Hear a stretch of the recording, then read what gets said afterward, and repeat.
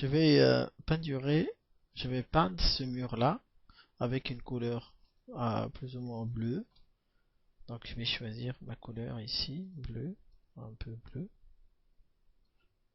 Donc sur Photoshop, je peux balancer avec ces trois points. C'est la méthode de sélection au choix de couleur. Ici en haut, il me montre, en bas il me montre la couleur actuelle, noire, et la couleur nouvelle avant de faire OK. Donc je peux choisir ici dans les tonalités de bleu, un peu violet. Avec cette flèche là, je peux monter, je peux rajouter du noir en bas. Donc quand je change comme ça, au contraire, je peux rajouter du blanc. Donc je peux choisir une couleur pastel. Il faut faire attention quand il y a ce point d'exclamation ici, c'est-à-dire que on ne peut pas imprimer cette couleur là. On peut la voir sur écran, mais elle n'est pas imprimable. Donc si je peux me balader comme ça, celle-là, il n'y en a pas de point d'exclamation. C'est-à-dire que je peux l'imprimer. Mais il y a des couleurs qui sont affichées sur ordinateur seulement, mais quand on imprime, ça va être différent. Donc, je dois faire attention. Des fois, la différence est minime. Ici, elle n'est pas imprimable. Quand je descends encore un petit peu, ça devient imprimable. Je fais OK. Plus tard, je vais aller dans le calque, le PDF, c'est mon plan. Je peux déjà le renommer plan en double-cliquant.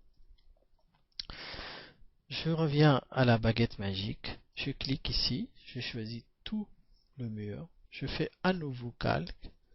Je le renomme mur bleu. Avec la peau, je colore bleu un peu violet, c'est pas grave. Comme d'habitude, la même technique. Tout de suite après, je fais un nouveau calque, ombre, mur bleu. Je prends le temps de bien nommer mes calques, c'est bien, comme ça je ne me perds pas plus tard. Je peux changer les couleurs avec la flèche si je veux garder cette couleur là. Donc je change, je prends le noir dans l'autre palette et avec la peau je remplis tout.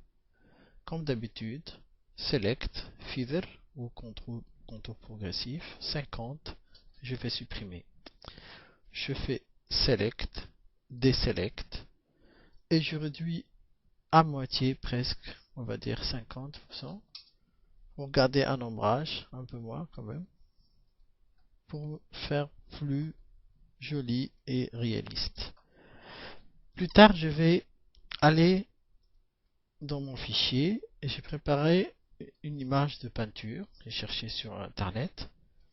Je vais la glisser dans mon dossier et je vais réduire. Elle est là, c'est pas grave, je peux la renommer peinture. Je peux réduire un peu son opacité à moitié pour voir derrière mon mur et je fais image, edit, pardon, free transform ou transformation libre. Je maintiens le shift pour réduire proportionnellement pour le moment. Je vais le placer ici. Je reviens edit, free transform encore une fois ou je fais CTRL T. Je fais CTRL T. Je maintiens le contrôle au milieu. Je garde le contrôle et je le bouge comme ça pour placer mon tableau.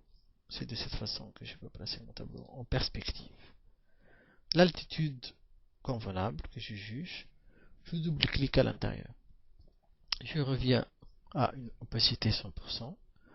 Je vais faire un ombrage pour que ça donne plus de réalisme. Baguette magique. Je clique à l'extérieur. Je fais select, inverse, c'est la sélection. Donc, comme ça, la bonne façon, la rapide façon pour sélectionner. Je viens en dessous du calque de la peinture. Je crée un nouveau calque. Je l'appelle ombre peinture et je le remplis avec le noir. Bien sûr, je ne le vois pas parce qu'il est juste derrière le tableau. Je fais deselect, je bouge un peu. Je le vois maintenant l'ombre. Je réduis un petit peu Voilà, à moitié mon ombre. Encore, je maintiens le Alt pour copier cet ombrage-là. Je le mets dans le sens un peu opposé. Et là, je vais sur Filtre et je fais Blur ou Flou. Flou, Motion Blur en anglais ou flou directionnel en français. Je change un petit peu l'angle, 40-45 degrés, moins 45 degrés de l'autre côté, et je fais OK. Je remonte l'opacité pour voir un peu plus. Donc, c'est pas mal ça. Donc, je fais zoom out pour voir que j'ai placé mon œuvre d'art sur mon mur.